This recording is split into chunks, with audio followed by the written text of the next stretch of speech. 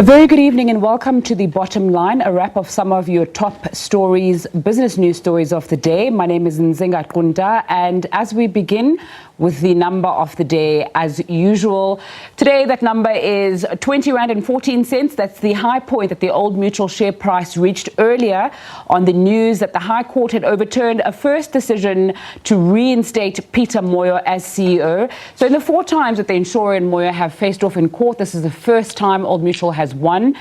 That protracted battle that started when Moyo was suspended in May 2019 knocked about 10% off its share price. So that's a recovery of about 3.36% on that news of that win in court for Old Mutual. After that high of 20 Rand and 14 cents at around 11 o'clock today, the share price closed at 19.69. Let's stay with news about Old Mutual. Old Mutual has successfully appealed in order to reinstate ACT CEO Peter Moyo. Moyo was suspended by the insurance company in May and axed in June last year. Old Mutual cited a breakdown in trust and a conflict of interest. Tabi Tsengiwe, the spokesperson of Old Mutual, joins me in studio now. Thanks so much for your time on SABC News. Earlier on after court, I heard you saying that Old Mutual is ready to start looking for a CEO. Is that still the position? I think I'd like to first draw you back slightly, Nzinga, to an opening line that you made. Old Mutual was granted leave to appeal the decision last year. That leave to appeal then meant that a full bench of 3 judges would sit and listen to our appeal of the interim order that was granted on the 30th of July. It is that judgment that was handed down today, and it is that judgment that has basically set aside the interim order of the 30th of July. What that means is that the board of Old Mutual is now well within its rights to continue with the search for a permanent CEO. Okay, so this issue started in May 2019 and it doesn't seem to be resolved anytime soon. When I was looking at the judgment earlier, it touched on the fact that this action by Old Mutual was an interim appeal, and in that judgment it said the main action is still pending. So what are your plans while this continues? Because we've also heard from Peter Moyo's legal representation that they are going to appeal. So this is a very complicated case, and I think I'd just like to break it down into bite-sized chunks so that we are fully in the know around what this means.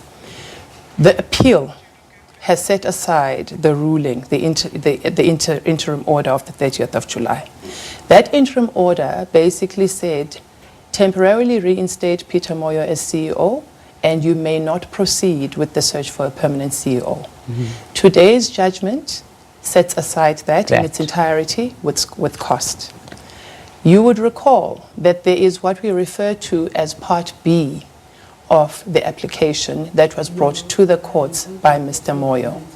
And that is the part that relates to him saying that Old Mutual was in contempt of court by not allowing him or permitting him to return back to work.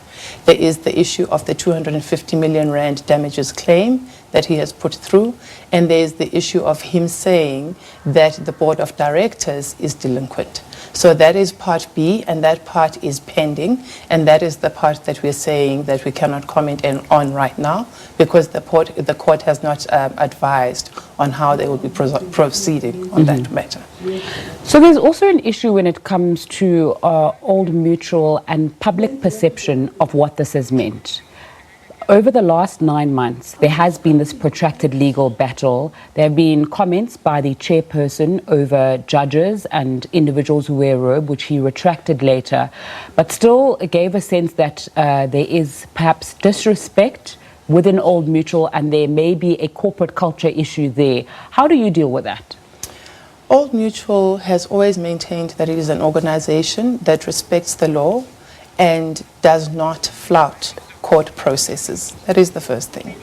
I think that it was never the intention of Old Mutual nor the board for this matter to go before the courts. We have throughout the process maintained that. We have reiterated that point.